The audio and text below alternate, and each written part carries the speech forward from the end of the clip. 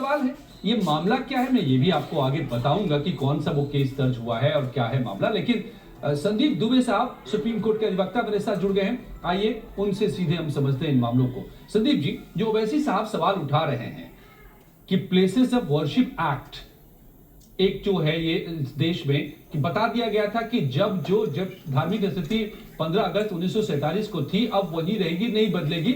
ये नरसिम्हा राव सरकार ने ये कानून लेकर आई थी।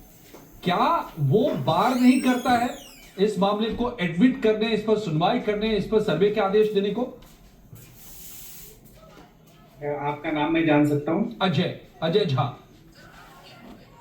अजय जी, देखिए, दो बातें बहुत महत्वपूर्ण हैं। जो ये प्रेयर की गई है, ये सिविल सूट है, और उत्तर प्रदेश में जब अदालतें जो चलती हैं उनमें चलने का जो है कि जो सिविल सूट 12 बजे के पहले फाइल होती है वो 2 बजे के बाद जज साहब के पास आ जाती है। इसमें जो है लोकल कमिश्नर जज साहब ने अपॉइंट किया था, चूंकि याचिका का दावा था कि संभल शहर के बीचों बीच भगवान कल्की को समर्पित एक सदियों पुरानी श्री हरि मंदिर है, और जिसका जामा मस्जिद समिति द्वारा जबरन और गैरकानूनी तरीके से इस्तेमाल किया जा रहा है।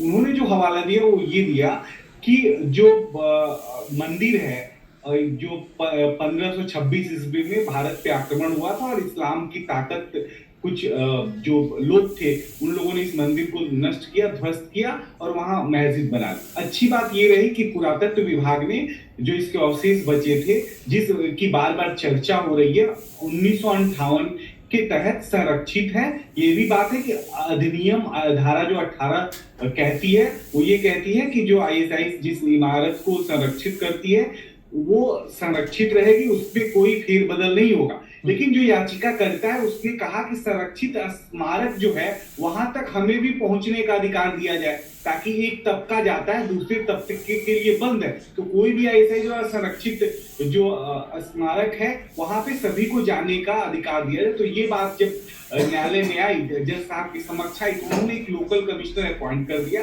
और ये प्राय सभी सिविल सूट्स में होते हैं, ऐसा नहीं कि इसमें कुछ जाति हो गई।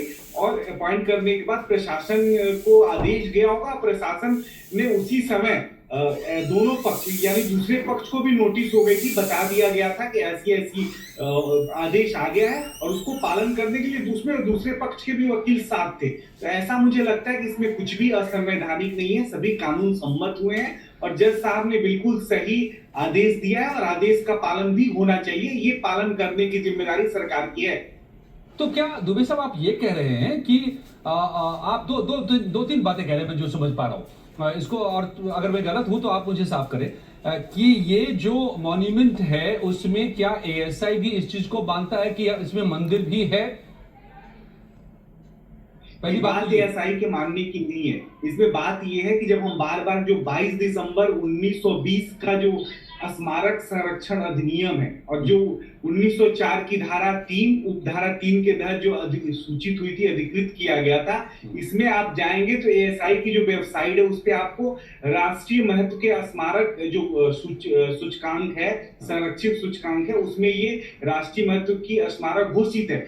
हमारा जो जिन लोगों ने ये एप्लीकेशन लगाई है, सिविल मुकदमे दाखिल किए हैं, वो बार बार ये कह रहे हैं कि अगर आईएसआई द्वारा संरक्षित है तो हमें भी वहां जाने का अधिकार होना चाहिए। मेरा भी अधिकार है कि मैं भी वहां जाऊं, वहां देख सकूं उसको, जबकि इसमें एक पक्ष जो है दूसरा पक्ष जा सकता है, एक पक्ष नहीं जा सकता। तो उन्होंने सिर्फ इस तरह की जो प्रेयर करी, इस वजह से ये उसमें कैटेगरी में आता है कि ये जो एएसआई है उसका भी कब्जा वहां पे नहीं है। ये बार बार सिविल सूट दाखिल करके कहा गया है तो उसमें, लेकिन उसका भी कब्जा नहीं, किसी और लोगों का कब्जा है। तो ऐसे जब सिविल मैटर आते हैं तो सिविल जो कोर्ट है नॉर्मल, देखिए उत्तर प्रदेश में जो काम करने का सिविल जज का काम करने का तरीका वो ये है कि 12 बजे के पहले एप्लीकेशन फाइल होती है, 2 बजे वो एप्लीकेशन पुट अप होती है, किसी के भी मामले में हो जाती है होती है, और फिर वहां यही होता है सिविल मैटर में काम करने का तरीका कि लोकल कमिश्नर अपॉइंट हो जाए, या उस पे जो भी और दूसरे तीसरे चौथे जो भी जज को लगता है कि जिस तरह के केसेस है क्या होना चाहिए, उस तरह की कार्रवाई न्यायपालिका करती है। ठीक है, मैं अगला सवाल आपसे करूं, इससे पहले एक बार अपने दर्शकों